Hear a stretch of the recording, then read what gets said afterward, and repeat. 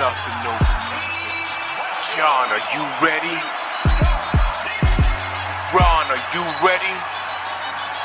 Jose, let's go! Still Knicks fans, still Knicks fans, go! Still Knicks fans, still Knicks fans, go! Still Knicks fans, still Knicks fans, go! Still Knicks fans, still Knicks fans, still SKF, SKF, still SKF, SKF, still SKF, SKF, still SKF, SKF, still. Yeah, all season long we're gonna keep the garden live. Let me introduce you to New York, starting 5. Listen to the podcast, like it and share it. What highlights of RJ, Broadway, Barrett? The question is, what kind of offense we gonna run, son? It doesn't matter, we got Jalen Brunson.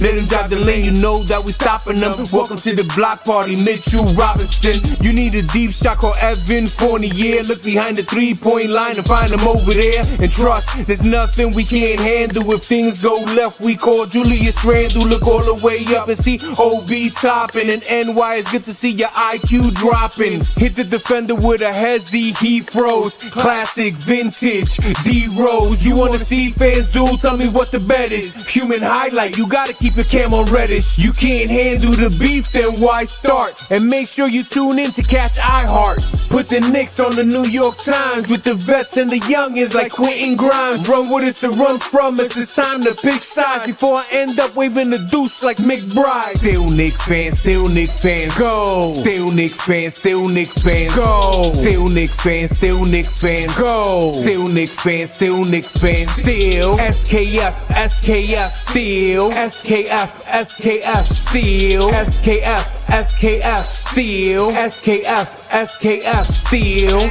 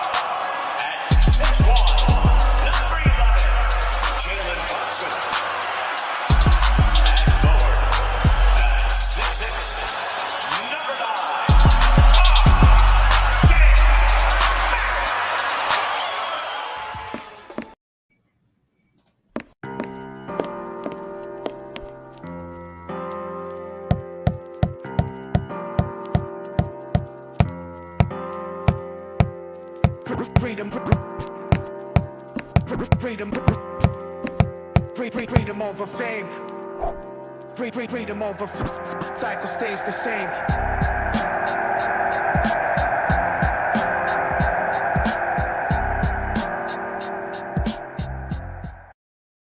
Oh, let me drop this down a little bit. Oops, sorry guys. There we go.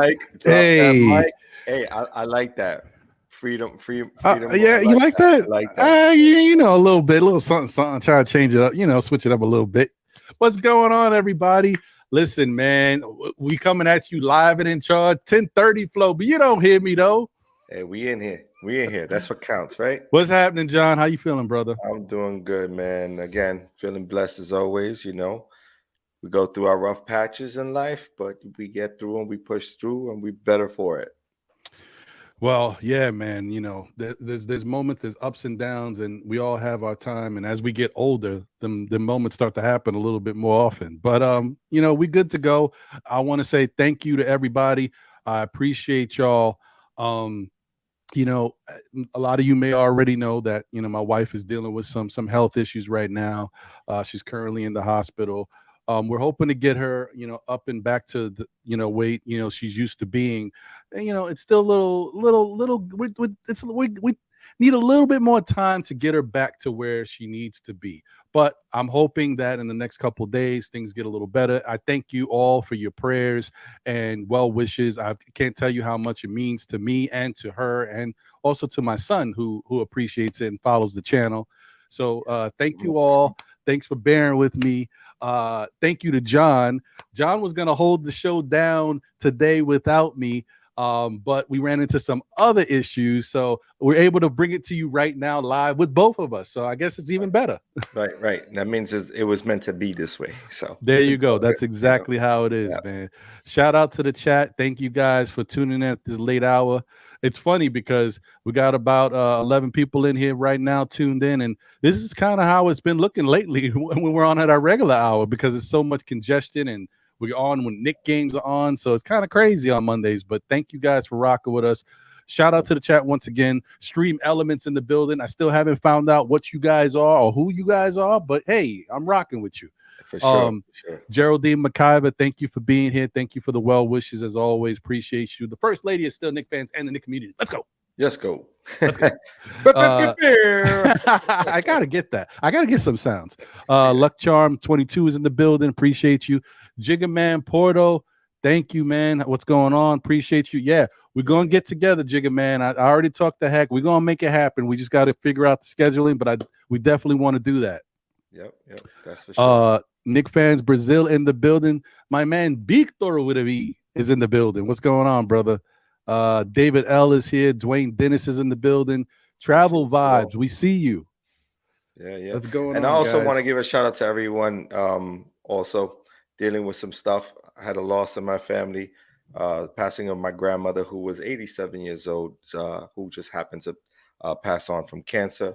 I appreciate you all for also sharing your wishes with me. Ron shared with me that everyone was out there, wishing me well and my family well. So I appreciate you all for doing that. Again, we aren't anything here if it weren't for you guys who tune in, or you guys and girls who join us, on the daily, and just tune in on Mondays and Saturdays, and even on our MBK channel. You know what I'm saying? So appreciate you all. And yeah, we're gonna keep pushing through, keep giving as good as content as we can, right, Ron? And and then keep and hope that this Knicks team turns it around. Right? Like facts. We gotta get some wins. Although I ain't gonna lie to you guys. Look, I'm kind of indifferent right now, bro. I don't know, man. I'm like, I want them to play better, but if they're losing, I don't know. Part of me is not that mad. I'm sorry. I'm like, get me closer to a good draft pick. I'm sorry. But that's never going to be the case with this Knicks. I know. The Knicks can go. Let me tell you something right now. If you guys know the Knicks, if you're Knicks fans, you know how it works. The Knicks fans can go 10-30 in the next 40 games. And at the end of the season, they'll run off 20 in a row and just kill all of their draft chances. You know how they do. So yeah, it is what it is. Shout out to Will Salkin. I see you in the building. Gideon G Money's in the building. What's going on, Gideon? Appreciate you, bro. Yeah, man. It's just one of those things. It's a tough time, and we just got to roll with the punches. This Knicks team is very infuriating and frustrating because even with the recent game against Memphis, you just can see that there's effort there, but that doesn't equate to necessarily good play on one side of the ball. Offensively, they've been doing a lot, helping to do what they can to stay in games and score points. I told you, as I said all year, they're a talented offensive team. They may not be the best shooting, but imagine that. Think about this, John. They're not a good shooting team, and they'd be putting up 120, 127, 135. Imagine if they could shoot. Yeah. Now, the problem is they can't shoot, and they don't play defense. So that's a problem. Right. And that I was just on with Tony Crow and Knicks and Bruises, and we were just talking about those are the two areas in which this New York Knicks team needs to put an emphasis on. Is sort of shoring up that defense, especially in the perimeter, and then also being able to be consistent from the 3-point range offensively. And if we do that, we'll start to get some wins. But again, it's about consistency in play. I don't know how much is that to attribute to the players that we have on this current roster, or defensive schemes that are not necessarily adjustable in game, right? Because we tend to see that where we'll have a decision being made. Like, for instance, there's a difference the way we played yesterday's game against Memphis, where we did a lot of switching, versus how we played against the Nets when Durant went off and basically we were trapping every time down the court, right? And so, and there's no in-game adjustments by Tibbs. And so I think part of that needs to sort of like, they need to figure that out. And then, players have to be accountable for the way they play, right? Everyone has to be accountable for being attached to their man and being able to either trap, double, or switch whenever it's necessary.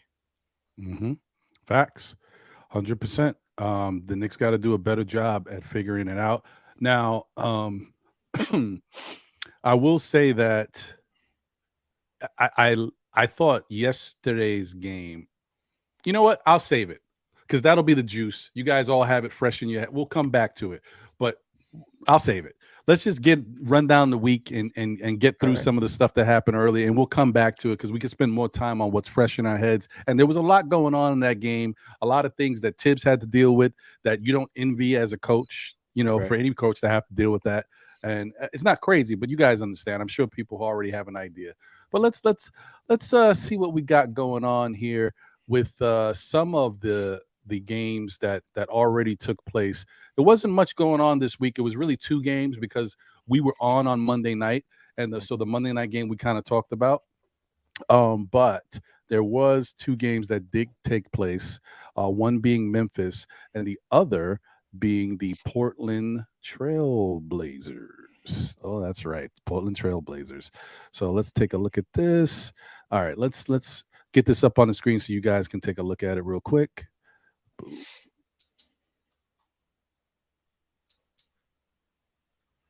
All right, let me break this stuff down for y'all. Hopefully y'all can see that okay. Yeah, okay, looks pretty good. All right, so box score for the game. First off, if you guys don't know or wasn't able to find out the score, or maybe you've been very busy, Knicks lost to the Portland Trail Blazers 132-129. It was another tough game.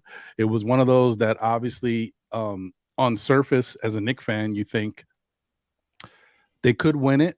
Now, Portland is no slouch. Portland's been playing actually pretty good so far in this early season, even without Damian Lillard. And Damian Lillard wasn't there in this game either. But other guys have been playing very well, and they were able to step up. Now, before we get into the Knicks numbers, first off, what did you think about the game, John? Before I get into what is killing me so much right now, killing me softly. Here's the thing. I'm looking at every game the Knicks have to play this year as an opportunity to build and get better, right? My expectations for a play-in are exactly that, and I think we're going to be somewhere around that, 38 to 42 wins.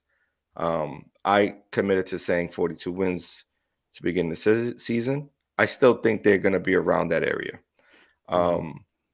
Now, with that said, we have to, get better in certain spots. But I think games like this allow us to see what our potential could be, right?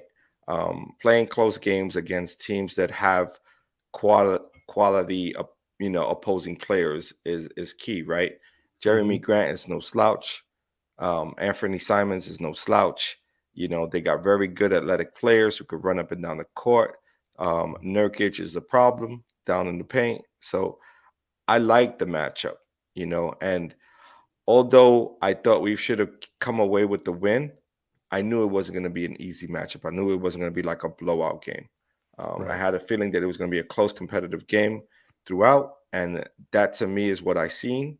And down the stretch, we had to come back, right? We were down, I think, about 8 points or something like that, or maybe 12. I forget which game it was. It was probably 8 in this game. And we had to come back from down 8 points in the fourth and then make a run to sort of, go to overtime, because we did go to overtime in this game.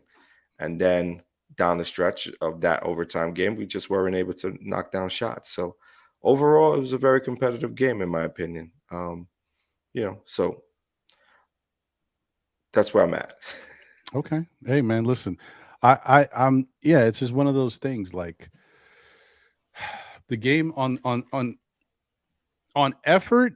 See, I think I don't want as fans, some of us to confuse basketball play being poor with effort. Like when the effort's bad, it's automatic. You can see like there's no hustle, people aren't moving. It's just real easy. There's no resistance. That's effort, right? Now you can show effort and still be bad. Like you can be right in front of your guy, and your guy still scores on you. Like if you're not even there, Right. that's not your effort. That's just you are poor at some aspect of your game on the defensive end. Whatever you're doing, you're not executing properly. Um, and in some cases, you need help, and then the help is not good, or the help is not, slow to react. What's been happening to the Knicks all season is they have been poor individually on defense, and then the help gets there slow. But the help gets there. So what happens is by the time the help gets there, the opposing team is anticipating because they've seen it all year and they're making that extra pass. And so usually the help defender, his man is the one that really kills you because you come to help and then your guy is wide open. They make the quick pass, guy's wide open, jump shot, bang, another 3-pointer down, and that's it. And it just keeps building and building. In this game, let me blow this up for effect. In this game, what really destroyed me was the fact that the Knicks perimeter defense is horrible, right? Right. Anthony Simons lit them up from all over the court, and he didn't even shoot that well. Like from the perimeter, he shot 4 of 13, right? But it didn't matter. He still got 4 threes. That's 12 points, and he killed them inside. 13 for 25, 52 points. Come on. So, all right, you say, okay, he's the small guy. The perimeter thing, that's an issue. We knew that was an issue. Okay, let me hit you with a different one. Jeremy Grant. He killed them. He shot threes from the perimeter, and the free throws were ginormous, 21 for 28. Like that to me, when I see somebody get to the free throw line that much, that's lazy. I consider that lazy. Like you're not stepping up. Your defense is lazy. You're fouling rather than moving your feet. And the help defenders definitely weren't doing a good job because they're fouling too. And the referees weren't helping either. Oh yeah, you ain't lying, brother. Because that's the thing. They must have been like, man, foul. Yeah. And then I'm like, well, that last one, was it a foul? Oh wait, the next foul. Yeah, so they're fouling all day. I'm right. Yeah, it was like, oh, what? It was a bit intrusive. I It was want to say crazy. that. It was Like, crazy, it was a bro. bit intrusive that they were managing the game the way they were managing it, right? Like, because you would at some points you would notice that the referees may be calling a lot of fouls maybe in one quarter versus other quarters, but like for an entire game, it was interesting to see. But again, in-game adjustments. Like, what are we doing? Like, I think the word is out on Tibbs, right? I think everyone already knows the type of scheme that Tibbs wants to run defensively, and every team prior to playing us is sort of going through the scouting report, working in their offense to sort of go against any sort of defense that Tibbs wants to throw at them, whether it's trapping a high volume shooter like a Durant, or whether it's switching on athletic offensive teams like Portland is, right?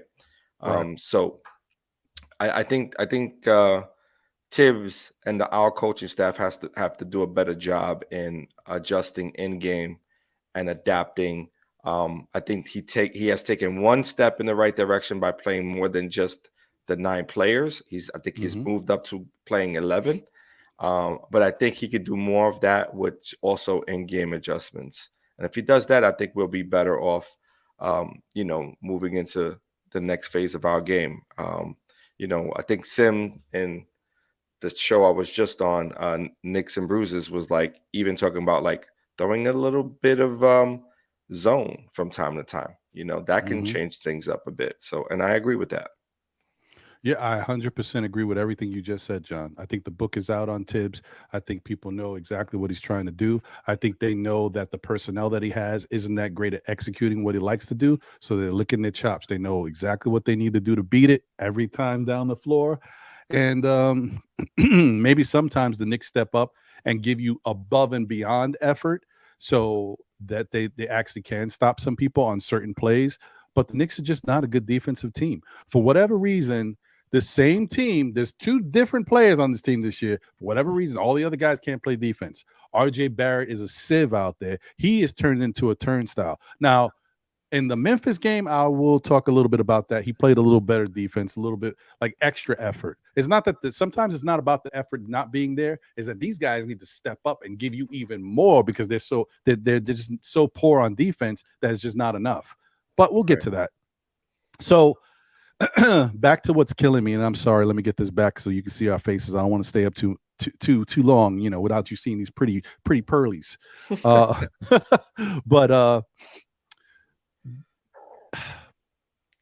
I would say that this has to be like, if I was going to look at a game that just looked like the Knicks got destroyed, even though they didn't, and that's a testament to their offense and being able to score. This was a dismantling of all proportions. Like Anthony Simons getting 38, Jeremy Grant getting 44, killing us at the free throw line. He shot 50% from the paint. He shot 42% from three. Okay, you say, wow, those two guys lit you up. But, at least you were able to do good against the other guys. Well, the center, Yusef Nurkic, had 20 points, 8 rebounds, and 7 assists from the center. Okay, now you look at that and you say, okay, look, the Knicks just had a bad game.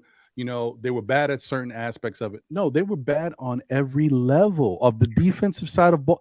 Look at Josh Hart. The 6'4" Josh Hart had 19 Come on, man. What do we do? I was already livid about this on Saturday. I feel like it's all coming back now. Well, needless to say, Josh Hart is up there as far as guards and rebounding. Like he's a very good rebounding guard, but he ain't 19 rebounding. No, but he was coming into this game, right? And so that just added to the, to the issues that we already see, right? It always seems like when we come and play in New York that we end up, showing out some form of fashion, and it's usually on the poor side, right? So poor execution on defense, no boxing out, allowing Josh Hart to beat us at the spot. He was guarded by the likes of who was RJ Barrett. Who wasn't guarding? Everybody was guarding. Right, everybody was sort of in the mix. So yeah, it's no knock on Josh Hart. As you said, he's a good player. He's a very good. He kind of reminds me of who was a Knick guard that people don't give credit to. That was a good rebounder. Landry Fields was a good rebounder. I think he averaged somewhere between like 7 or so rebounds from his position, which is good for a shooting guard. He's better. 8.5 rebounds per game. The dude can rebound at 6'4". That's crazy. But he should not be getting 19 rebounds when you have Isaiah Hartenstein, Mitchell Robinson, and Jericho Sims, Julius Randle. RJ Barrett can even give you 7 rebounds a game. He should not be getting 19 boards. That is nuts. It's nuts. Sorry, that basically goes back to effort, right? Are you giving the effort on the defensive side of the ball in order to make sure you maintain your position, find a man, box out, grab that rebound, right? It takes effort. Listen, it was just crazy. And then just really quickly to go through what these Bockers did, the Knickerbockers. On their side, the flip side of the coin was RJ Barrett had another dreadful shooting performance. He was 6 of 22 from the field, 27%, 1 of 7 from 3, 14%. But he could hit his free throws though, 6 of 8, 75%, guys. Huh? Hey, that's one area that we wanted him to maintain. And he just said, listen, you want free throws? I'm going to give you free throws, but I ain't giving you nothing else. All right. Which is interesting because there's a stat, there's some sort of statistical analysis that has him progressing year to year. And this year versus last year, his points are up, his rebounds are up, you know what I mean? The only thing that's down is his shooting percentage from the field. Right. And of course, his percentage as well. But. Yeah, his shooting percentage and the thing that they don't measure is his defense. His defense has definitely gone down. But now here's the question, though. Here's the question. is it that his defense has gone down dramatically, or that now he's the glaring individual that teams can then focus their energy going against, right? So before you have Fournier, so now you could sort of run Fournier off of pick and rolls and utilize that mismatch. Well, now you're utilizing the mismatch on RJ Barrett because he's the slowest foot player on the squad, and you can have a mismatch defensively. And so now they're picking on him, and now it's showing more. Because before he would get beat on back cuts mostly. That's a very good point, John. That's a very good point, guys. You're one of the first people to bring that to fruition. It's a very good point. That definitely could factor into why RJ looks that bad on defense, because now he is the pivotal person that teams are pointing to and going at. In the past, he was, young guy, and he showed defensive effort. In some cases, I believe I was watching Knicks and Bruises on my way back to the house. And he's not the only one. Tony Crow had mentioned that, he thought that there was some Jimmy Butler comparison, the Tibbs thing, but RJ being type of guy who could be an adequate defender and a better offensive player than Jimmy Butler. So that was the comparison, not necessarily the same defense, but, adequate offensively. enough. Right. And the first couple years, maybe he was a little younger, maybe his foot speed was a little better. I don't know. But RJ Barrett wasn't a horrible defender. He actually looked like he could be very adequate in the league. And then last year, he even had some glimpses of being really good at certain points. You saw him on pivotal points in certain games, defending in the Boston game. He was on Tatum. At some points, he was on Brown. I'm not saying he locked them down, but he was a deterrent. And if you guys remember, there was that game that we won against Chicago last year where DeMar DeRozan had the final shot, and it was RJ who put his hands up in his face and played really good defense down the stretch. He missed the shot. We won the game. But there was points like that all season where RJ played decent defense. Not great, but decent. Right. This year, for whatever reason, it just hasn't been the same. This year, to start the preseason, poor. I'm not. Yeah, I think he was poor from the jump. Yeah. It just hasn't been the same. Last year, there was a point where he was playing Bradley Beal, and he looked like he was locking Bradley Beal down. Like, it's just a tale of two RJs on defense. I don't know what's going on. I'll be honest. I don't know what it is. It could also be the scheme, right? The switching. It could be the scheme. The amount of switching we've done this year is way more than we've done in the past. The trapping we've always done, right? We've also tried to hide hide the scheme, sort of hide the trap a little better than we have this year. But also it's, I don't even want to say it's a new group of players. It's just you don't have the same chemistry defensively that you had in the past. And I think also teams are really lining us up and saying, okay, we figured out how Tibbs wants to come on our team. And so now we could sort of have an option A and an option B versus just having one option to run offensively. So I think other teams are just more prepared to see us this time around. I agree.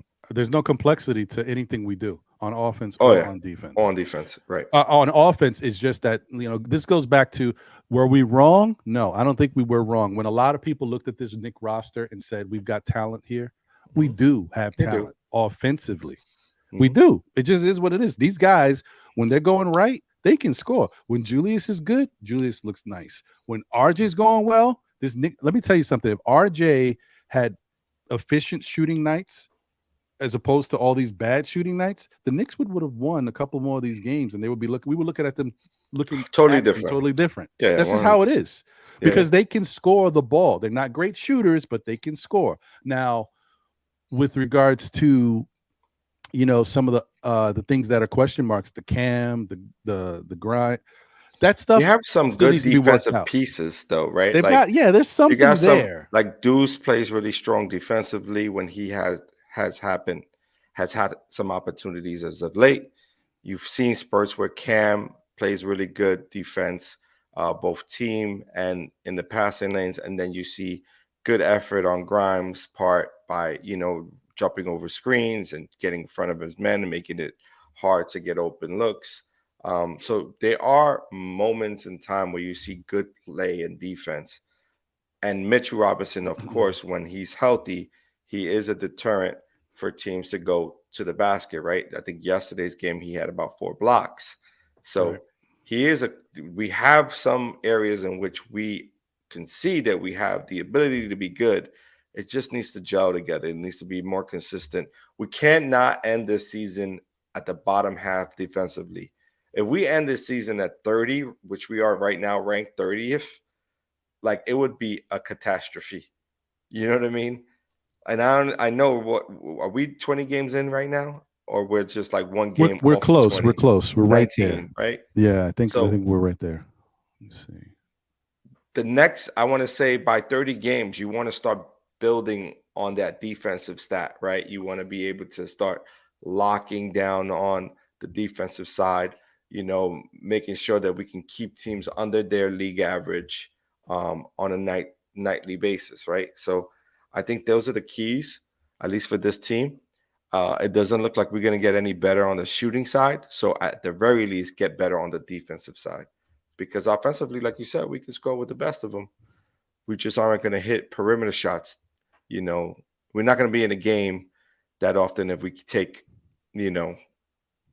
40, 50 threes because, our percentages don't fare very well. Very true. That's another true statement, man. It is very true. Shout out to the chat once again. Thank you guys for being here. See, there's a couple more people that tuned in and joined. Shout out to y'all. Craig is in the building. Thanks for asking, brother. Yeah, my wife is kind of, she's getting a little better, but she's not quite where she needs to be. So she's still in the hospital.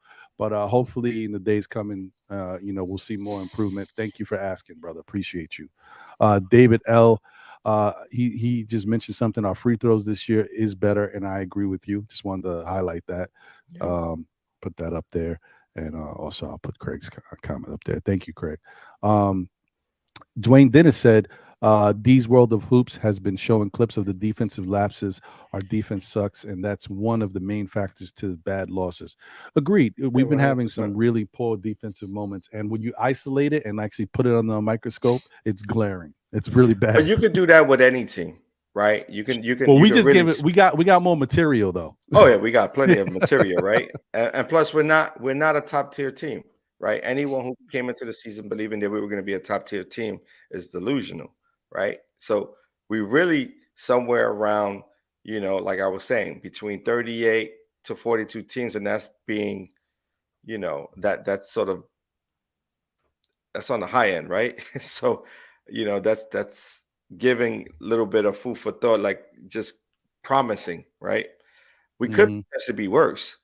But again, I think we have enough pieces to put some of it together in order to get us to that point where we're playing decent basketball, and we may come away with some wins from time to time. We may catch some teams on an off night and we'll, get some wins. And we may just be playing lights out during some of these games. It's a long season. So I think health is going to be a big factor. I think in-game adjustments, if Tibbs is willing to partake in that, will be a big factor. And then everyone really filling into their roles with this team. I wouldn't even be surprised if we find, a Fournier sighting, right? With Quickly being out, I could see Fournier now being a part of this rotation. And Tibbs finding minutes for him. I don't think there's a wrong way to look at this. I think we have the players that we have. We have to see what works, what doesn't work, and then go from there. Yeah. Although what also could happen is instead of Quickly's minutes being, given to another person to step up, it could be divvied a little bit more up between Grimes, Cam, and Deuce, which I wouldn't be mad at either. Exactly. But we'll see. We'll see what happens. Jay Boogie is in the chat. Appreciate you, my brother, as always. And before we get off, because I like to make sure that we show Jay Boogie the love that he deserves in the Knicks community, we'll play your video for the biggest before we get out of here. Definitely. So Jay Boogie said, Ron, hope all is well with you and your family. Shout out to the chat. Blessings, health, and happiness to you all. I got the word Dolan might be on the flight to Detroit. Ooh, that's not good. We'll see what happens with that, brother. Who we grabbing with Detroit? Yeah, I don't know. We'll see. Or maybe it's that he's looking like, because honestly, if the Knicks lose to Detroit, that's gonna kind of open people's eyes a little bit, because the way they have been playing, even though they've been losing, they've been right there, against these teams. If they lose to Detroit or get blown out, embarrassed by Detroit, that's a problem. Hopefully that don't happen. Issue. Yeah, that would be an especially issue, yeah. That would be what, our third game against them, one of them being a preseason game. Right, correct. Yep. Right. So we know the team well, right? We've seen them. Was that our game? Our opening? That was the opener, right? Yeah, home opener. That's the one we went to. Yeah, right. Home opener. So, yeah, we shouldn't have a problem with And Detroit. we beat them handedly in that game. And then we beat them in their house. Yeah, we played them again. We played them twice already in the regular season. This will be our third matchup against them. And let me tell you, the interesting thing is, I'm just saying this to add a little juice to the fire, folks. This is the same. John, I had mentioned this on Saturday. I don't know if you saw it. Dude, I could not believe my eyes. I'm like, certain things just like, what? I could not believe my eyes that Detroit beat Denver. Denver had Aaron Gordon back. They had Jamal Murray. They had Michael Porter Jr. They had Jokic back. And they basically won that game behind the backs of 3 players. Bogdanovich had a good game. Alec Burks had a good game. And Kevin Knox added 21 points. I said, what? Oh, I was dying. I couldn't believe it. I could not believe it, John. But that's what I'm saying. Like, things have a way of, it's crazy. Finding every team in the NBA is going to lose against some team, some bottom of the, cellar team sometime in the NBA. And to be honest, the Knicks may be one of those 3 teams, right? That they may lose to, right? And they may be feeling like it's a bottom tier team. But I don't necessarily think we're there yet. I think we're sort of middle of the pack. I think the Knicks are sort of middle of the pack. And I think we'll be fighting for an 8th, 9th seed, to end the season. But again, it's all dependent on what RJ we get day in and day out, and sort of what other in-game adjustments, are they willing to, is Tibbs willing to open the opportunities for Grimes and Cam to play together? Right. And how many minutes? You know what I mean? So I need to see that. Honestly, I need to see, and I know it's not the most well, if you get them going, it doesn't matter as much. I would love to see at certain points. I don't even care who the bigs are, because I know the bigs will work themselves out. It could be fine. It could be OB and Jericho. It could be OB and Hartenstein. It could be Julia. It doesn't matter. I need to see Deuce, Grimes, and Cam at certain points in a game. I know offensively, as far as facilitating, Deuce may not be, the best at doing that right now, but I don't mind it as long as you keep giving Cam and Grimes opportunities to get comfortable. Because once they're comfortable, you don't care too much. Cam is a type of player. He can get his shot. He just finds spots. He knows how to do things. As we've seen from Grimes in the first couple games, him being back and healthy, he knows how to move the ball around too. And he gets assists. He knows how to facilitate. So I don't think it's a big deal. But I just want to see that intensity, that youth, that defensive effort from those 3. Oh, I want to see it. Yeah. But again, go ahead, who knows if it's going to happen, right? Like right now, Deuce McBride has only played spot minutes. Right. You've seen him come in the end of the first quarter to play 5 minutes, and then you didn't see him for the rest of the game, right? And it's like, those are the type of things that either Tibbs believes that you can play spot minutes throughout an entire game and sort of utilize you at the end of quarters, or he doesn't, right? Mm-hmm. And here's the other thing. It's like D Rose has taken a back seat this year, right? He hasn't been playing, I think max, they've been playing him 13, to 14 minutes a game. Right. Right. That's facts. Yep. Now with IQ gone, will he then revert back to utilizing those minutes for Rose? Right. Right. He could do And so that. we if he does that, then that means I'm cool with that too. That just means that you keep Brunson on the bench and you allow for Grimes and Cam to get those minutes together. So then there's some sort of,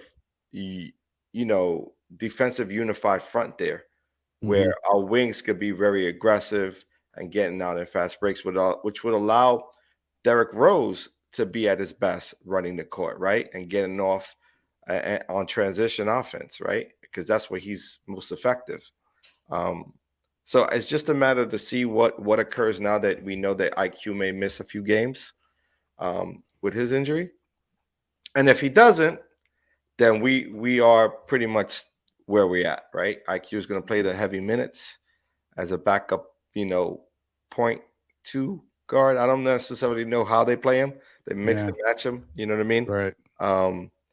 And you're just going to have the same old sort of the way, Tibbs likes to do his rotation, right? He's this person. The one thing I do have to say is that he's moved on to 11 players. Who would have believed that was even possible for him to play 11 players game in and game out? And he's done it in the last, 2-3 games? Definitely the last one, but yeah, you're right. It's surprising, but I think he's kind of grasping a little bit too, understanding that he's got to find different combinations that might work, and he still hasn't hit on one yet that he knows he can go to. But we'll see. We'll see what happens. Shout out to Rich Boy. Salute. Appreciate you for being here. Ralph Unreal in the building. Thank you for being here. Man Child is here. What's good? Salute to you. For the Love of the Game is in the building. What's good? What up, Hard Will? Shout out to them, guys. As I always say, check out their channel, check out their content. For the Love of the Game, the number 4 OUR, Love of the Game. Check them out. They got great stuff. You really enjoy it if you haven't already. Ron Sarmiento is in the building. What's good, Ron? Salute to you. And speaking of shows that you guys should check out, here's another one, Knicks Morning Brew. Man, Jigga Man Portal and Project Nerd, a.k.a. Heck, are in the building. Salute to both of y'all. Heck said, these players have bad habits that has become infectious to the rest of the team, and that falls on the coach. And it's the first sign this coach has lost the locker room. Interesting. Could be true. Interesting. Be true. I hope that's not the case, but we'll see. Yeah, Jigga Man Porto said with regards to that game that we were talking about with the Port, we could have won. Well, actually, a lot of these games you could say that about, right? We could have won that game, but man, we kept them on the free throw line all night and it killed us. And that's a fact. Shout out to you, brother. Appreciate you. And also shout out to Phil. Another brother on Knicks Morning Brew or Yankees Morning Brew, depending on how they switch it up. They really hit you with different aspects. So definitely check their channel out on the Deegan Sports Network. Nice. Also, Crow Noir is in the building. Dope Appreciate name, you. by the way. Salute to you. He said, Deuce can't shoot. Same reason why you guys hate on Elfrid Payton. Why not keep the same energy? Because the difference with Elfrid Payton is we saw Elfrid Payton be the man and run the show. We saw Elfrid Payton call his own number multiple times. We have yet to see Deuce get the wheels and get the keys to the regime. He hasn't got that. He doesn't even get those type of minutes. Elfrid Payton, I mean, he's got the high minutes in the past. So it's like so much more to see of him. You know what I mean? And I tell you, Elfrid Payton is not the same Elfrid Payton now, but I wish we had the one that we had at that time. I'd take him on this team. We need something. Just saying. Yeah, it's. I hear you guys, though. I mean, listen, it's true. We got to look at them in similar fashion. It's just that he hasn't been given the same opportunity as Elfrid to have the keys. Elfrid was and first off, another thing about Elfrid Payton, not to be, overlooked. Elfrid Payton was a rookie coming into games. Elfrid Payton dropped triple doubles. Oh, when he was a rookie with Orlando? Yeah. What? Killer. And he played defense. Elfrid was, somebody to watch out for. He never had the jump shot. That's all. He just never had. Exactly. He could never really shoot. So I was never not happy to have Peyton here. Like, you know what I mean? Like, I knew what you get defensively. I always spoke highly of him. I just knew that he wasn't the guy to take us to the next level, right?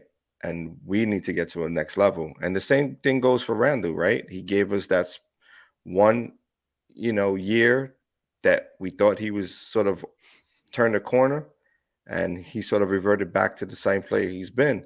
However, he's still a 20-10 guy, right? He's still right there. And what is he averaging right now? 18-9? Yeah, I don't know, man. The points, yeah, he's right there. Some seems different to me this year about the rebounding. It could be, Mitch is still doing his thing, and Hartenstein is a better rebounder than some of us anticipated. He has some clunkers, but for the most part, he's a pretty good rebounder. And Jericho has learned to be a much better rebounder. So I think when these guys are in the game, especially Jericho's very aggressive, I think they're taking rebounds that Julius would normally get. Right. So that's a transition for him too. Like his normal numbers, he's not getting them on the rebounding side. On the offensive side, his numbers have dipped a little bit because Brunson has the ball more, and Brunson is also scoring. So it is what it is. Speaking of Brunson, I'll tell you right now. Like I'm on basketballreference.com, right? And in 20 games, they have him slated at 20 points, 20.6 in points and 8.7 in rebounding. Okay, so I knew it wasn't 9, but he's right there. He's right there. He's you're right. I mean, he'll have another 2 monster games where he'll catch 15 rebounds and he's back up to 10. Yeah, because literally 3 games ago he was at like 10 rebounds a game, and that's going to fluctuate back and forth. So he's a 20-10 guy. Yeah, he's still. I guess that's still him. You're right. Yeah. So the rest of this game, obviously, Randall had 23. Mitch had 12 and 8, and Jalen Brunson had 32, 5 and 4 with 1 turnover. Very efficient. The shooting was pretty damn good too. 3, that's not his game, but he does pretty adequate at that. I mean, 37 is higher than the league average. 45 from the field, 100% from the free throw line. And shout out, Quickly had 18 in this game too. But shout out to the Knicks because if I'm not mistaken, they shot 85.7% from the free throw line. I'm gonna give them credit. They are a much better free throw shooting team this year. That is an improvement. But it helps that Jalen Brunson is a knockdown free throw shooter, because I think it translates to the rest of the team. They 100%. Now it just has to happen on the defensive side, and then we got something going, right? Like, that stuff needs to mature a little bit, and so we'll maturate. I don't know, man. I still think we're in a good space. We're in a good position right now. We aren't like completely out of the race yet. It's still early.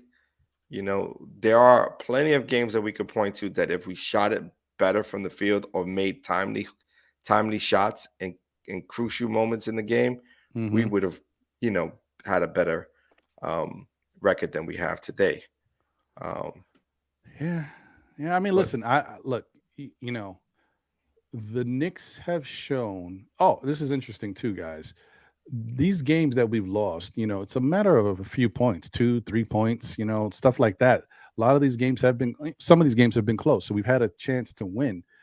And here's the thing. Here's the funny thing about this team, and this is why nothing makes sense, and you really start to question not only, some of the personnel. Okay, fine. Some of them haven't been doing what they need. We know RJ has not been the way we expect him to be. Tibbs, his coaching, certain things, his schematics, the schemes, all that stuff, his rotations have been iffy sometimes. Okay, you can blame him for some things. The front office put this whole thing together. So you can't, if you're looking at all these different aspects, you can't not blame them as well, since they're the people who put these people together, right? And then the other thing is, you look at this team and you see we're not good defensively. We're really bad on the perimeter, and we're also starting now to get exposed a little bit more on the interior, even with Mitch down there sometimes. What does that tell you if you were trying to put together a team this year and you knew you didn't have a lot of flexibility money-wise, but there was one player you were targeting? This goes back to it. This last thing I'm going to say about where it's going, John. This is why we needed to get Donovan Mitchell, because, as I said before, and I knew this was going to be an issue that people had a problem with, the two small guards being in the backcourt and how that was going to affect us defensively. Well, right now, with only one small guard, we're already bad defensively, but we're right there in games that we still have a chance to win.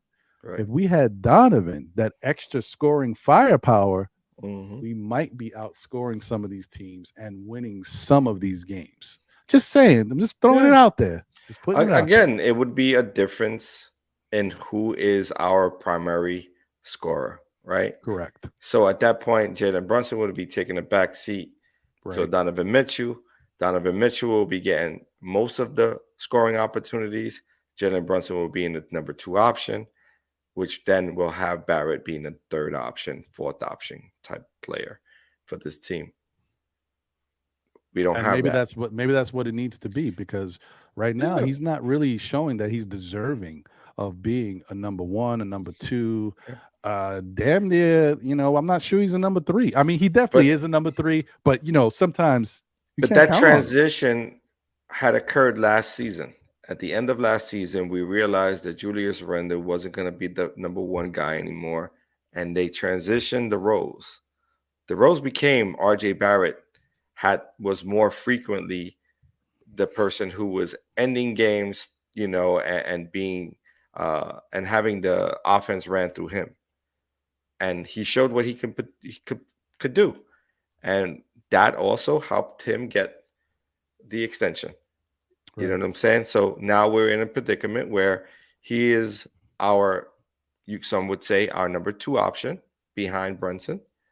And you're seeing, what is coming of that. And right now it isn't much.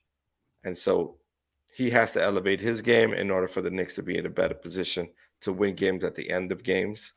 But Julius has done his part, right? If you commit to what he's scoring, 20 and 8 right now.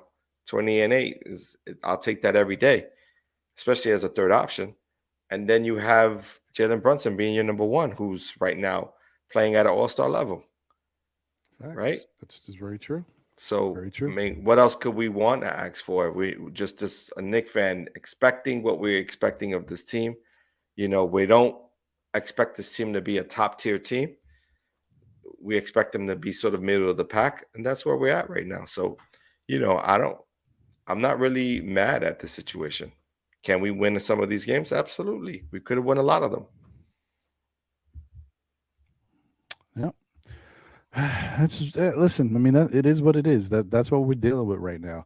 It's tough. That we gotta watch it. It's not gonna be fun. It's gonna give us some heart attacks here and there, but we'll deal with it. We'll get through it, man, because we're Knicks fans. We're still Knicks fans, no matter what. Jet Life for Life in the building. He said we should have traded for Donovan Mitchell. Yeah, we should have. This is where it bites you in the butt. And I said something. I talked about it the other day, the whole RJ thing. I think, and I just throw that out there. I think the RJ signing was a mistake. Not that they shouldn't have signed him. I just think they should have waited till the end of this season and gave him the money then. I think they jumped the gun because of how he was treated. And so they felt like he was the face of the organization, and they had to not only save face with the fans who were a little surprised that he was in trade talks, they also felt like they had to save face with RJ. And there's a third part. I think that this is where Leon Rose was trying to flex his muscle.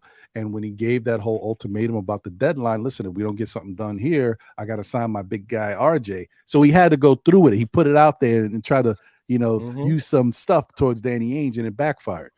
So, I mean, it backfires for now. I mean, what is that, a 3-year deal? How many?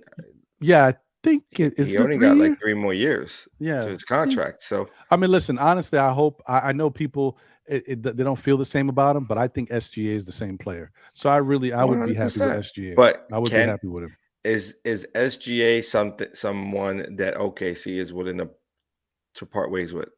Well, I think they are. Here's the thing. I don't know, man. I can't say that with they are confidence. But he's playing so well this year that I think he's starting to kind of change their mindset about him, because they were willing to move him before, and he would put up these numbers. But that's also before Chet went down. You know what I mean? Now Chet went down. You have another season of seeing, him come into his own, like really become an all-star caliber player. He was like in the precipice. He was sort of like almost there, but not there. He's taking the leap. So now this is what we were hoping RJ would become right now. Right. To be honest, like this is the year that we expect RJ to be that guy. And instead it's been his comrade from Canada, right? Who's taking the next leap in his game and seems really comfortable leading a team right now. Yeah.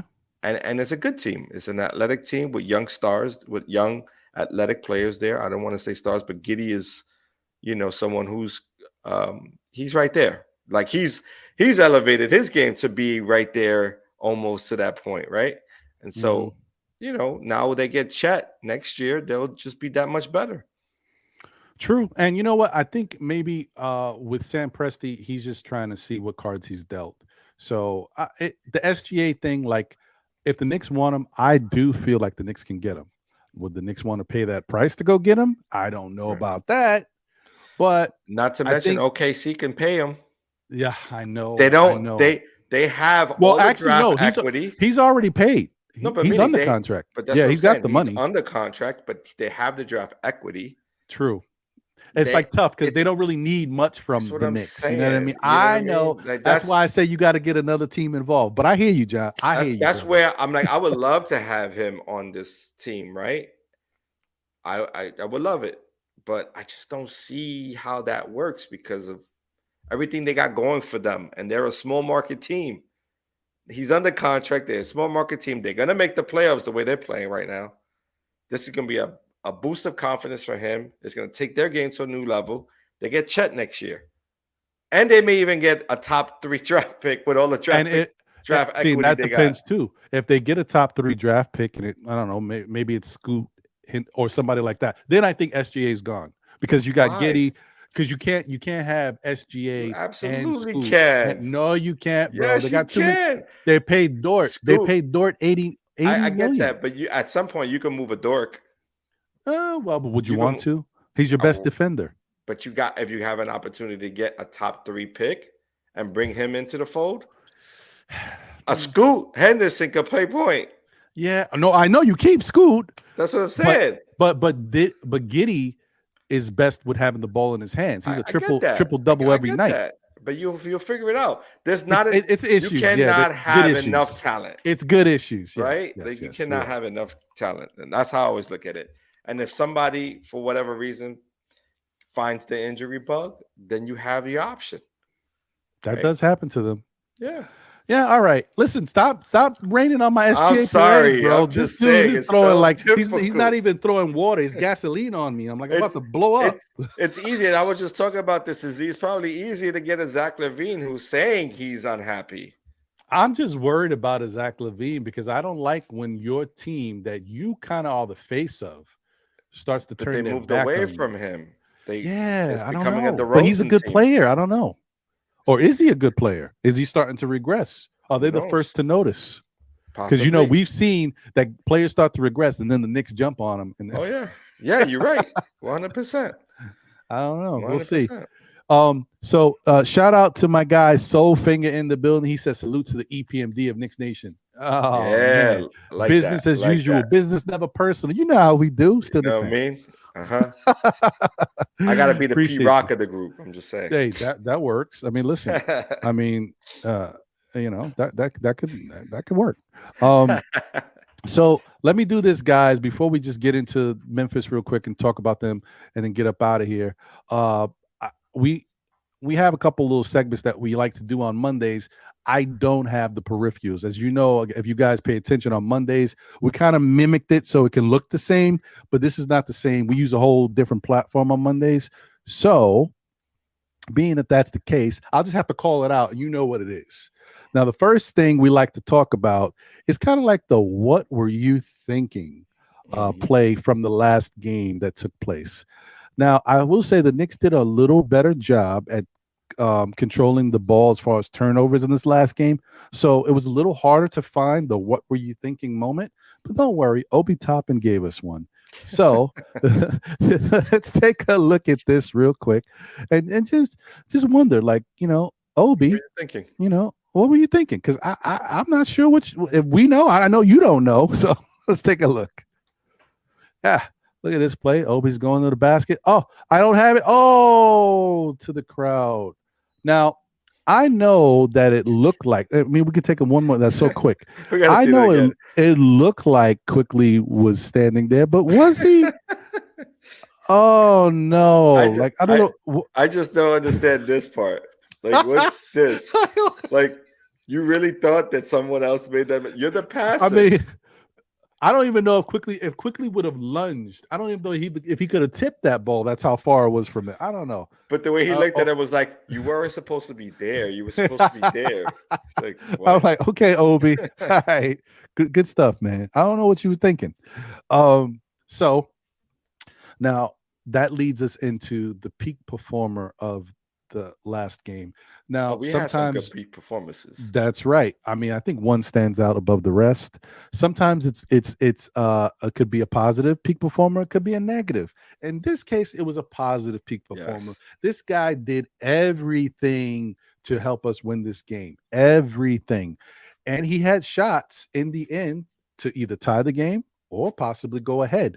But unfortunately, it wasn't in the cards. But I can't be mad at him because he was hitting shots all night.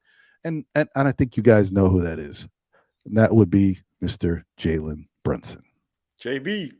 Hey, look at JB. I don't know what you doing. Oh, let me hit the three for you. People think I can't shoot. No, young fella. Jalen was just calling his number. Oh, look at this. Nice little screen. I'm losing the dribble. Oh, let me get it back. Control myself. Floater. Now that's how you should be shooting floaters quickly. Take note. Right. It's just one play after another.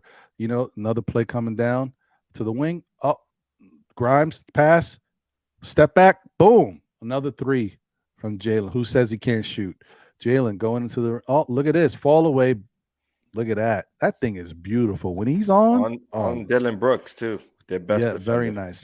Look at this. Oh, let me slice. Oh, another floater. That's how you do it. Just knowing what he can do with his size. Look at it. Oh, watch yourself. Oh, you think you can stop me? Oh, fall away again. Bang. Julius, you see? That's how you fall away. Just saying. These guys got to take note. This was a beautiful play on Ja. Little head. Oh, look at that. Gone. Layup right off the glass. Right, and he was asking for the foul. Where's the foul? That's right. Look at this. Okay, Julius. Let me do my little Fournier move with Jalen. Boom. Three. Big three in the game. That brought it to 120, 119, and the game with 139 left.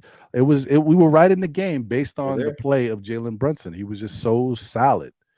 What'd you think about his game? John, I know you like Jalen Brunson. I mean, Jalen Brunson's everything that we wish for in a point guard. I mean, he's been playing at an all-star level this season. Anyone who thinks otherwise is, it's I'm not sure what you're looking at. But Jalen Brunson's been, a solid point guard, solid acquisition. Couldn't have asked for a better start to a season. He's doing everything right, and I don't fault him for being that number one guy willing to take the last shot, in the overtime games and in yesterday's game. You know what I mean? Trying to make sure that we get, these wins. I actually prefer him having the ball in his hands in crucial situations, because if he were to get fouled, he is shooting at a high clip from the free throw line, and we could sort of be comfortable as fans watching him shoot free throws, game in and game out, right? 100%, bro. So I like that option. I like his ability. I think he's just becoming who he's going to be in this league, and he's putting teams on notice. Shout out to D's World of Hoops. Guy D Poetic, aka D is Baller, aka D the Nick Anos, aka you know what I mean. I could keep going. You know how he does. He did say before we got Jalen Brunson, when we were about to sign him, we had a conversation about this. He said, he asked me actually. He already knew. He's like, who do you think is going to be the number one option on this Knicks team? And I said, well, I think it's going to be by committee, but I think it's going to lean towards Julius first and kind of go filter from there. Maybe Julius, then Jalen, and then RJ. And he said, I think it's going to be Brunson. I think as you see, slowly but surely, Brunson's going to be the one commanding the stage. He's going to have the ball in his hands, and he's going to be calling his number. And he was right. And he should, because honestly, this Knicks team doesn't really know how to build. I've said this before. I'm going to say it again. They don't really know how to build, and they haven't had the pieces to necessarily build around. I'm going to tell you right now, if I am running this organization, I'm taking a look at this roster, and I'm seeing who I'm keeping, but I'm building around Jalen Brunson. 100%. He's 26 years old. He's not old at all. You can still do something with him. I would do it that way. What do you think about that, John? I'm right there with you. I don't think anyone on this team should be untouchable outside of JB. Jalen Brunson is the guy who you build your team around. And if you know you need shooters, go find yourself some shooters. Right? There you go. If you need a secondary option that you know can be his number 2 guy, a guy he can roll with, be 1-2 with, go get him. Go get that guy. No one should be untouchable. This is when the Knicks have to be creative. They got to be creative in the offseason. This is when you go out and get we yourself could do this the herders season. and this stuff. We could do this now. I just don't think they're going to. I don't know if they're going to be able to do it. I know they should. They could. I get it. I'm with you. They should, is what I'm saying. They should be thinking. What if there's a part of this Knicks organization that, because we never know what the hell they're thinking. They don't talk. What if there's a part of them that's like, they don't talk to us? I don't think they talk to each other.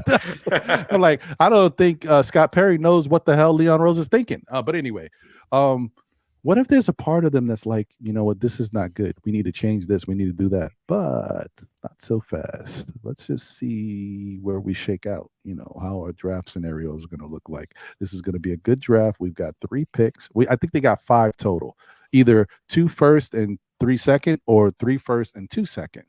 Yeah, maybe they just kind of like, let's see where it goes. I don't know. That's a strategy. That's not so off the realm of possibility, right? Like that is an option. You never know.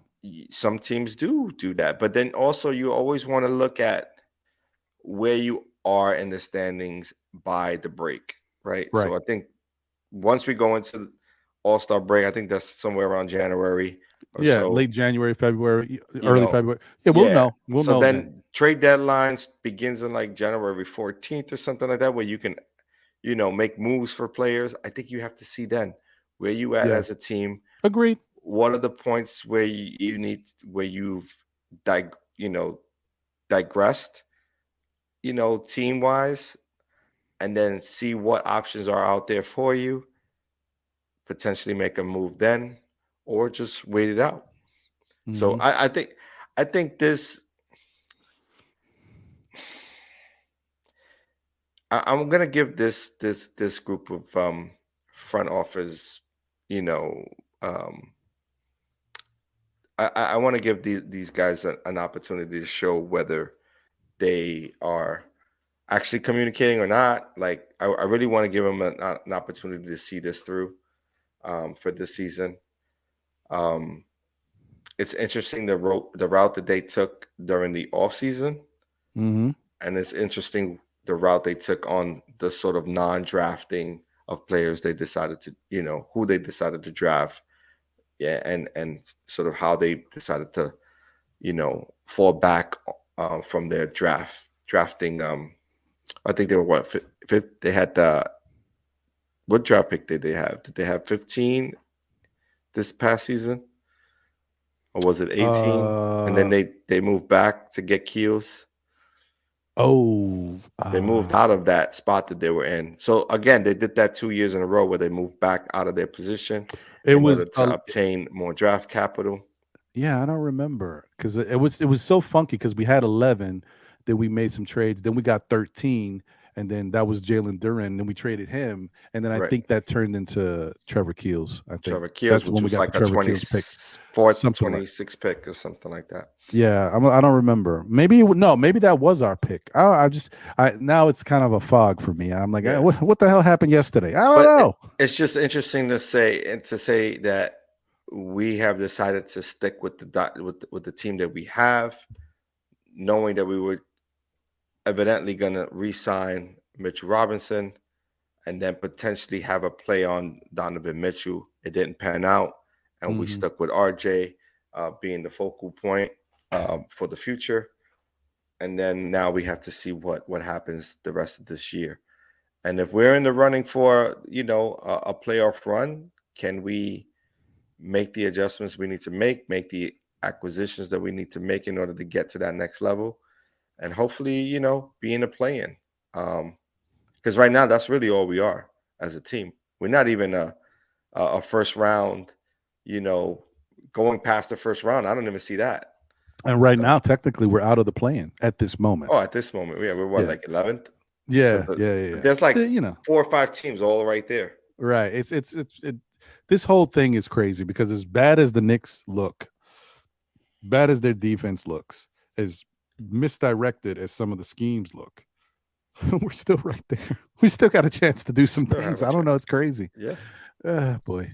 And anyway, there's gonna come a point in time in the calendar season where we're gonna be able to get fat.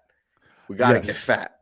Yeah. And that portion of the season, we gotta get fat. I'm waiting for you to be able to say that. I am. I know. I am.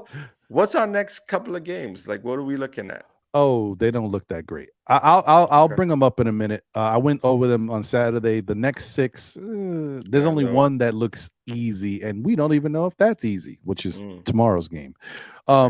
So real quick, just go through. The last game was against the Memphis Grizzlies. We lost 127-123. It was another game we could have had a chance to win. You see how close it was. It really went down to the wire once again. So, and that's the funny thing, guys. Like, as much as there's people like myself and others that are frustrated at certain things that aren't happening, and we wish them to be better, and we wish to see a better product, the Knicks are still right there in some of these games, which makes you say, well, they can't be that bad, right? Well, no.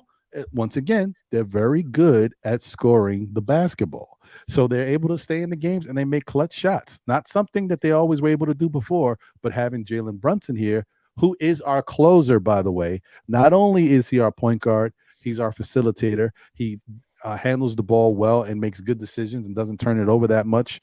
He also is a clutch player down in the stretch. You know what I mean? The last game he had 2 shots. He didn't make them, but those shots are right there. And that is anybody else on the court, you feel most comfortable with Brunson being in that situation. Give it to him every time.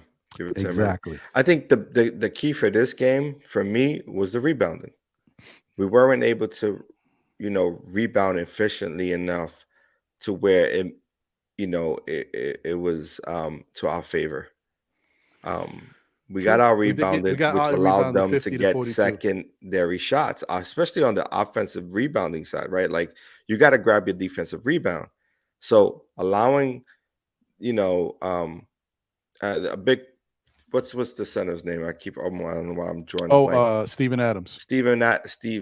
Adams grabbing the amount of. He didn't even look like he grabbed that many boards, but he's just such a big body, and he makes it very difficult for our team to sort of get around him, and it allows for other teams, other players on his team to grab rebounds, especially the long rebounds off of, open threes or, off of, a bad shot or, a couple of tip-ins, here and there. Like, those are the plays that sort of are 50-50 that we couldn't get to, that they got to. And I think that was what really stood out for me, at least. What did Adams have rebound? He had 10 rebounds. But look, he had 10, Morant. Right? The other guard, Conchar, had 8. The other guard, Conchar, had 8. Ja Morant had a triple-double, which shows you effort. Right. And he had an off first half. He was not on the first half. Second half, they just allow him to get open and do what he does. But he uses a lot of his athletic abilities to get open, to get secondary shots. That last play, like towards the back end of of the game where he did that 360 move, and I think it was blocked by Mitchell Robinson, Mm-hmm. but he just happened to be right there to just get the deflection and put it right back. Put it back up. That's a heartbreaker because like that was the stop that we needed. You ain't You know what I lying. mean? And So, he weighs like, like $125. This is a situation. Yeah, exactly. But he's strong. He's so He is athletic, and he's got that strong. pit bull. Man. He's like an Iverson. He don't care. He'll run. Oh, yeah. He'll throw his body against everything. Doesn't matter.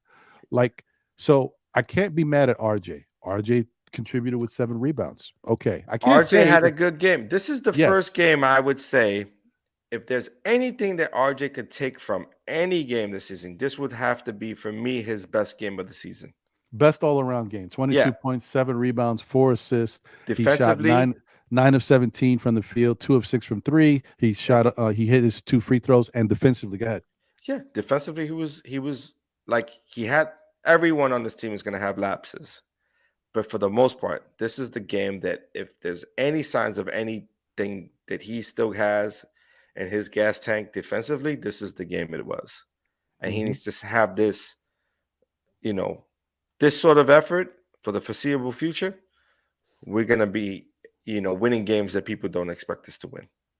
Exactly. And I can't even be mad at Julius Randle, even though he did make a couple of questionable plays down the stretch, especially I think it was tied 116, and he decided to come down and jack up a 3 without us getting into our sets or trying to find an easy 2 at crucial time in the game. And that's the reason why Jalen Brunson is so important to his team, to kind of take the ball out of the hands of a Julius or an RJ down the stretch and make a better decision. They can get the ball later to score, but let JB make the decision so we make sure we get a good opportunity. So that was tough. But the dude, 14 points, 10 rebounds, 9 assists. He almost had a triple-double. But that's what I'm saying. Like, he's playing well this season. I don't know, outside of his antics, because it doesn't seem like he's going to change that. Like, he is who he is. He's going to focus on the referees, which we all despise. That's just who he is as a player. He, for whatever reason, gets extremely emotional. He'll run into those fouls that are unnecessary, playing overly aggressive or getting caught in the mix with another player. That's just who he is as a player. And he's going to, get into it with referees and ask for those foul calls on the other side and not pay attention to his man defensively while he's paying attention to the referee. Like, those are things that's going to come with his game. But as a third option, I'll take these numbers. I'll take it every time. But the defense, the rebounds are there. His what was his assist yesterday? Julius, 9 assists. Look at that. Yeah, I'll take that. I'll take it. What did he shoot? Field goal percentage 44, 4 of 9 are shooting. He's not shooting a lot. I'll take that. I will take that in a heartbeat. Where we can shoot it, and that's as a team, is the 3-point shot. 1 of 5. Barrett 2 of 6. See, that's better. Don't get me wrong. I don't like the fact that this team, which is not a good shooting team, jacks it up. But these are manageable shots. Like 2 of 6 for Barrett, that's manageable. Julius 1 of 5. Right. That's manageable. The only bad thing about that 1 of 5 is just that one shot that he chose to jack up at 116. That was a poor shot. Oh, yeah. But other than that, it's manageable. Right. But you're going to get that, right? We're going to have moments in time where an RJ Barrett and a Julius Randle are going to make poor shot decision making, right? They're going to pick them from time to time. We just hope that it happens fewer and fewer as the season goes on. And as you were saying, make sure that Jalen Brunson is the focal point in the fourth quarter, making those decisions and getting into our sets. Another person who, in my eyes, is sort of a bit of a decline is Isaiah Hartenstein. You look at the beginning of the season and what the effort he had given us to today and the last few games, sort of a shell of what he was in the first 3 to 4 games of the season. Very true. And it's almost like he's not playing with confidence anymore, where he was to start the season. He needs to get back to his old ways. I want to see some of those floaters, right? Take those opportunities, throw those floaters in. one thing he has done well, and I give you credit for saying it, is that he is still a really good rebounder, and he has been, doing that part. Right. Although in yesterday's game, was it yesterday? I don't know. Anyway, whatever. I think it was yesterday. In the last game, he could have done more on the boards. Now, I know he only played about 15 minutes, but we really needed his rebounding. He had 4 rebounds. We could have really see. This is where we need guys like Obi and Hartenstein to step up on the rebounding end. When you got a guard getting 8 rebounds, I'm not even talking about Ja getting 10. I'm talking about the other guard getting 8. This is where those guys, and these are defensive rebounds. These guys got to step up.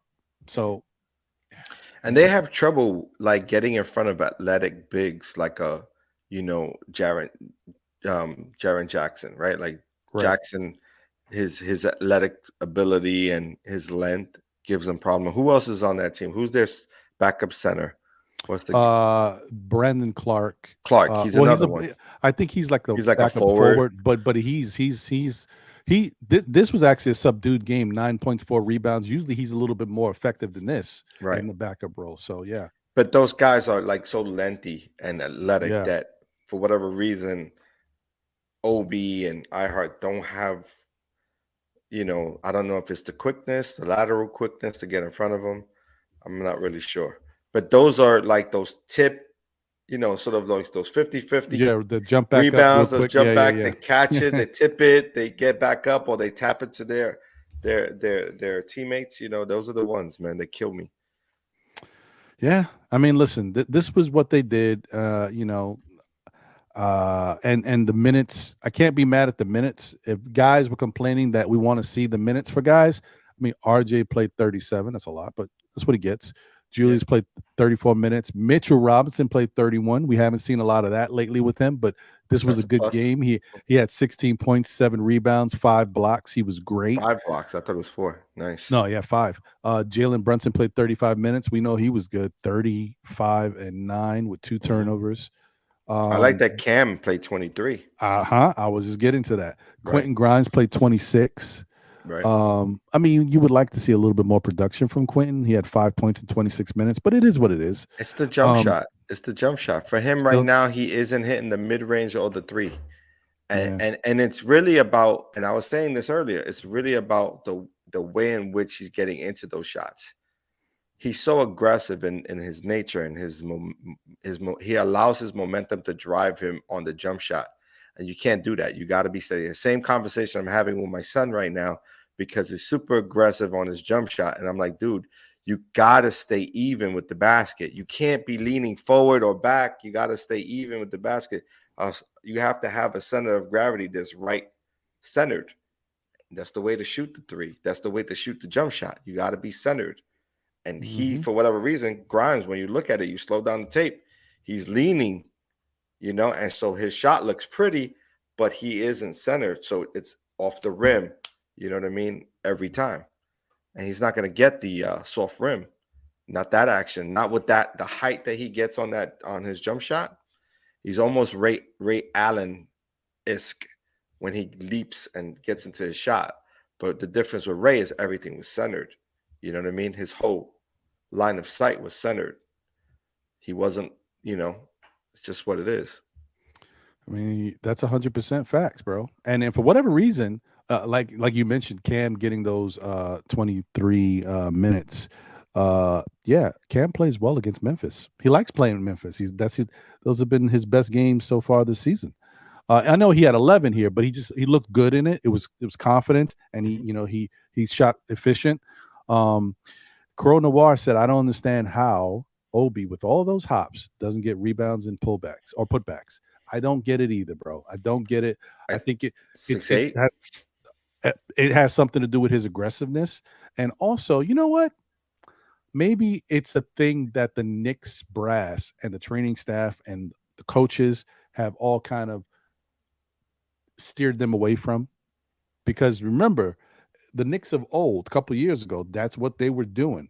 We've seen historically with their bigs that are athletic or can jumping over the back, putting back, getting, the fly-in dunks, all that stuff.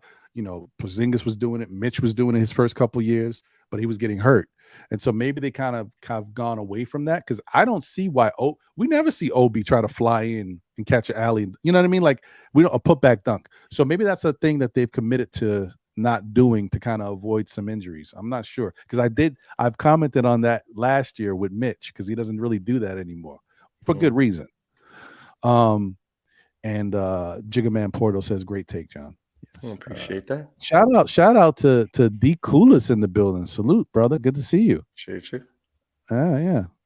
Knicks don't set plays for centers. Only Randall, RJ, and Brunson have set plays. And in some cases, they don't have enough. Like there should be some backdoor cuts, making easy. I've always 100%. Said this: pick and rolls, backdoor cuts, pick and pops for those guys, those three guys. Yep. Yeah. But not only that, like also including Grimes and Cam in that. They should be back cutting. They should be finding the open man on the back cuts for whatever reason. When they run a set, they stick to the set, and it's like, okay, this player is for me. And so Randall runs a pick and roll and expects to get the option once more to then have the option, to get the ball back and then have the option to make a play. And so they got to get out of that way of thinking. Like you could start a set, run a set, but also look for other guys cutting to make it easier on you offensively, because a couple of those dimes opens up the entire game for you as an offensive player. RJ, the same thing. RJ sometimes he has a black hole, he sees only, through one eyeglass, and he's like downhill. And it's like, he's not seeing anything else. It's like, we got to get out of that mentality. 100% fact. Brunson too. I even say that. And he's been solid. I think they all these guys have had moments, because this team has been so erratic scoring and hitting big baskets down the stretch, that they all hit that. Like whoever's got it going or thinks they got it going and they have the ball, they start to go, it's Bubba Chuck. A little berserk. Bubba Chuck. A little berserk. Yeah. But this is also something that Tibb should be paying attention to, right? Especially when he's calling timeouts.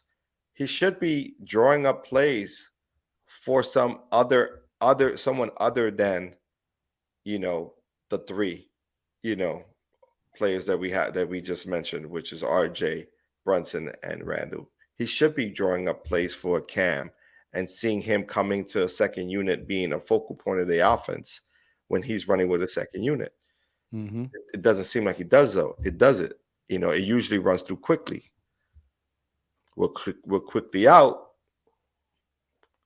What's going to be the change? Is it going to go through Grimes? Like, I guess we have to wait and see. Yeah. Well, it's getting late, guys. I don't want to keep everybody too much longer. So before we get out of here, I want to get to Jay Boogie's the biggest, and then we'll close them out. But shout out to Keith Turner. Appreciate you. He says, set a play for Obi. For what? He don't play that many minutes anyways. Unfortunately, that is true right now. 14 minutes. That's good enough.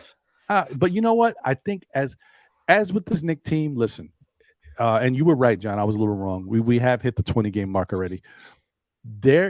It's still very early. And I do tell you, at some point in this season, Obi's going to get his, okay? Just like at some point in this season, RJ is going to go on a run, okay? At some point in this season, Julius Randle's going to go on a run. Like, they're going to have their moments, and then we're going to have to look at the team again. Like, okay, how are they playing now collectively? How are things looking now? Because if we ever get games where we can see Obi contributing, RJ playing well, Julius playing well, and Brunson playing well, just them alone is going to ensure Knicks playing good basketball and us having a chance to win games. Not to mention what we get from everybody else. Right. So no, I agree with that. Hey, can you highlight David L about Obi? I mean, the conversation about Obi not being able to block shots or rebound. Oh, David L says Obi's built like a small forward and Sims a center. I think that has a lot to do with it. When you look at Obi's stature, he does resemble what a small forward would look like.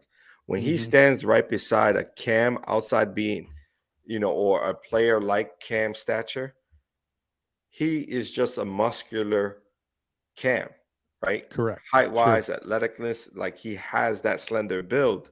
Where a Randall, when he stands by Randall, he almost looks like a smaller player. Right. right? But Randall is built wide, like he's a Mhm. wider base, and so that's the difference right now. Can Obi mature into a small forward? I mean, he's starting to build his shot or confidence in his shot, but then it tends to come and go. Yeah, I mean that's the thing, and as you point, like as he's brought up, like in with Jericho Sims, who Obi's 6'8" and Jericho Sims is apparently 6'9", but they don't look They don't look the like same. they're at the same at all. You know what I mean? Right. So yeah, I hear you. It's true. Right. It is very true, and that's unfortunately that's why Obi is in that in between. He's a tweener. Right. How can we have so many tweeners at the guard area, and now we've got tweeners at the forward? Right. We've got a Jericho Sims who's not a traditional true center, but he's Who's so playing the jacked and center. and with the hops, he can hold his own. And then Right. you got a Obi who is not size wise big enough to hold down the center role. Power forward wise, he's not strong enough to really command things and really box out and get those rebounds. And then small forward wise, even though he's fast enough, he's not as gifted defensively. Or with the handle either. Or with the Like- handle. Good like point. it's Very not good it's point. not where it needs to be, because like he'll make a move here and there, and it almost seems like he's unsure of where he needs to go with the ball. And when you look at a Cam already has sort of that twitch and can get to his first step and get to his move and to the rack, and it's a little bit more fluid, driving to the basket than Obi is at this point in his career. Yeah, very true. So, I mean, that's pretty much what happened in this game, guys. And then I always like to look at the game charts for the last game. Look at that. Points in the paint 64-64. We didn't win that battle. Second chance points 19-18. Very close. Fast break points 16-12. So this is all very close, which leans towards the Knicks having a chance to win the game. Score was close. We saw that. They out rebounded us by 8. They had 2 more assists than we did. They had 1 more steal. We had 5 more blocks than them. They had 2 more turnovers than us. We shot better from the field by almost 2 points. Well, we did. They shot 37% from the 3. We shot 33. Now, I know 33 is not a good number, but for this Knicks team, it actually is a pretty good number. At least it gives them a shot to stay in games if they do all the other things, right? And then free throw. Look at the free throw disparity. 74% for Memphis, 83 for us. The Knicks really should have had a chance to win this game, and they should have pulled it out. But, questionable decisions down the stretch, not making the right plays. And some might say the difference between having that guy and not having that guy. 100%. But again, I think Jalen is that guy. No, I think Jalen really for us, he's that guy. He's not the you still need to go get a guy, but he's a clutch closer type player. Yeah. You can win with him. You can win with him. 100%. And it's a good point. Who just said it about the height disparity? D Coolers 718 basically said that Sims and Obi, and I just looked at it as well. They're both 6'9".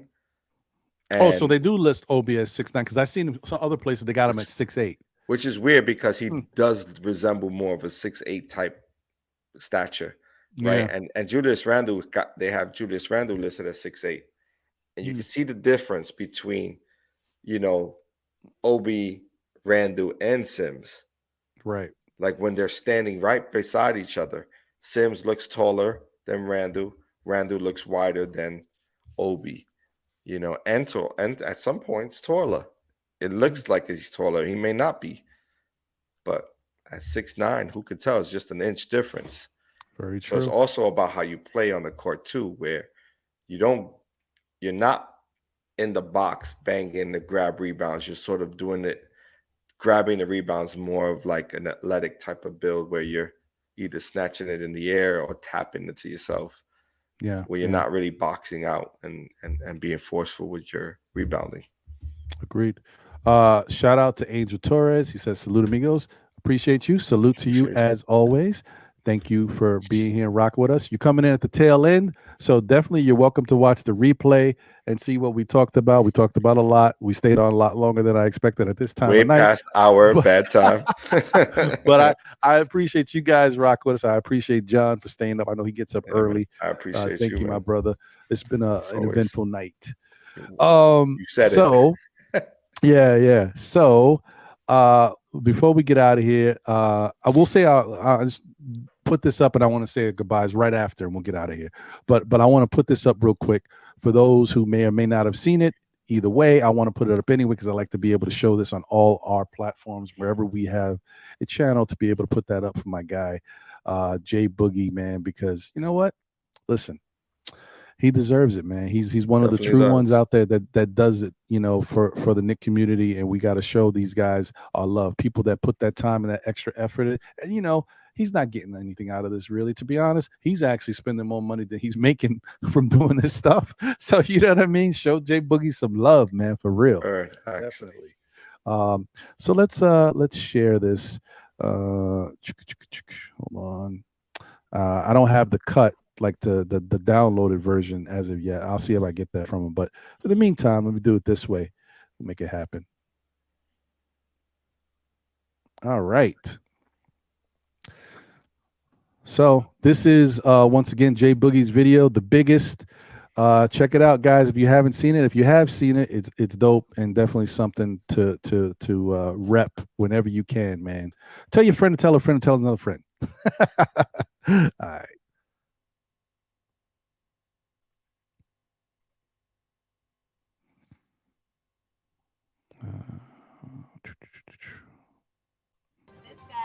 Hold on, let me start that again. There we go.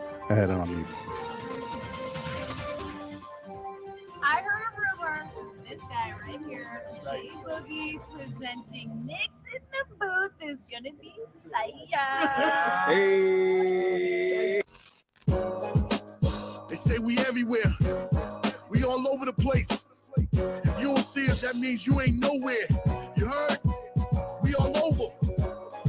The headline of the city, the post paper, the daily paper, everywhere in the city. Knick Chronicles, baby.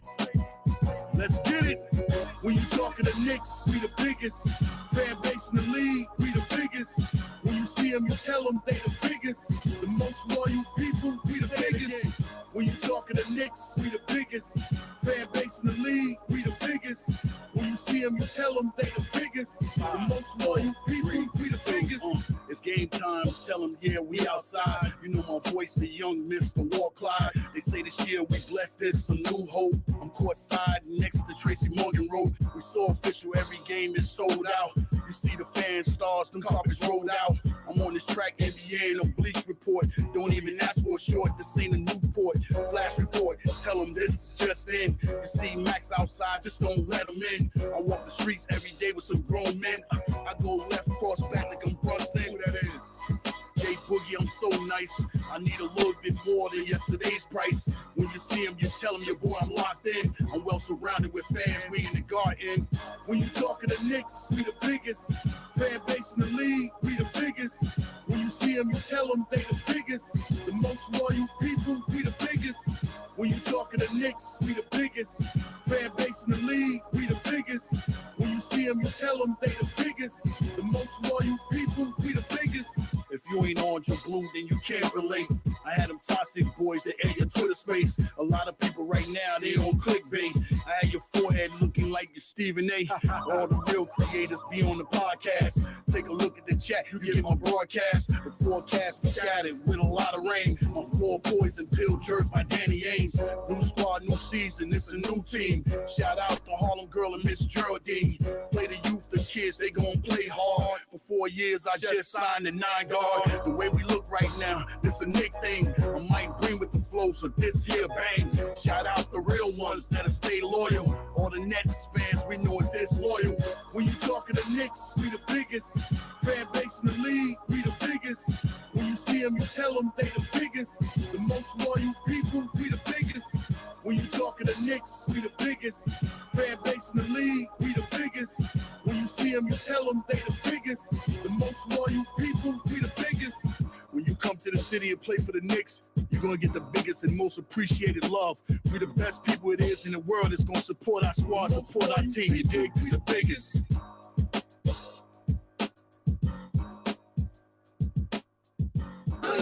Look at my little cousin, y'all, light skin. Look at you. Army fan, and I want to let you know right now, if you didn't know before, New York Knicks, we the biggest, baby. Let's go. Go.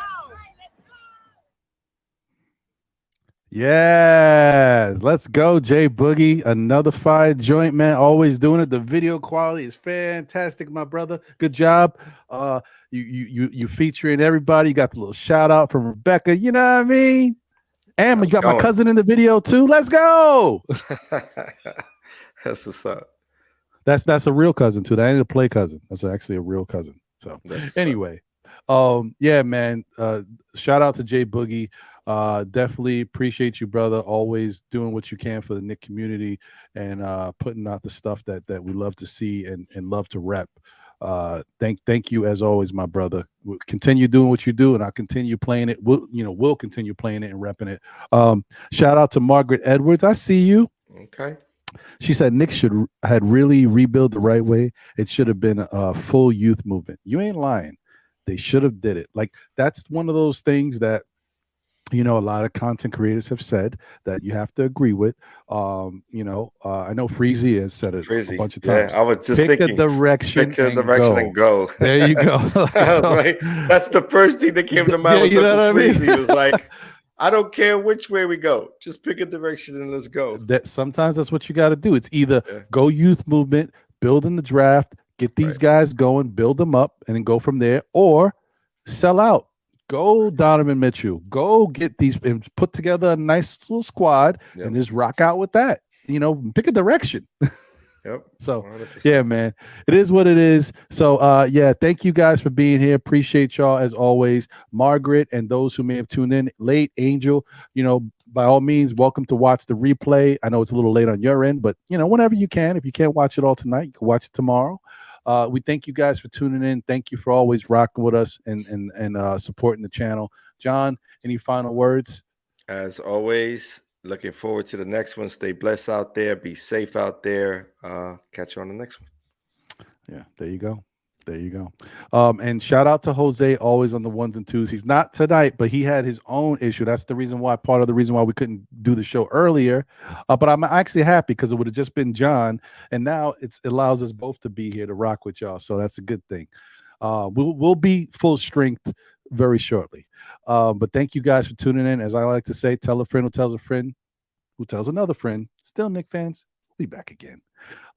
So look for us on Thursday, NBA Report on the NBK Network, as well as again on Saturday, Know the Ledge at 11 a.m. Man, we just keep coming back, giving you guys the content. Hopefully you appreciate it and keep showing the love and showing up for us. And keep telling tell your peoples, man. This Knick community, the Knick world is big, and there's so many people that are Knick fans that still don't even know about certain channels, not just our channel, but other channels. Like, let them know. Let your accountant know. Tax season ain't here yet, but when he comes up, hey, you seen Still Knick fans? Anyway, guys, thank you. We'll catch you on the next one. This has been great. Thank you, John. I know it's way past your bedtime. John's gonna clock out. He's clocking out right now, y'all. He's taking one for the team. I appreciate you, my brother. Thank you so much. I appreciate you, man. We'll catch you on the next one. Take care, guys. Laters.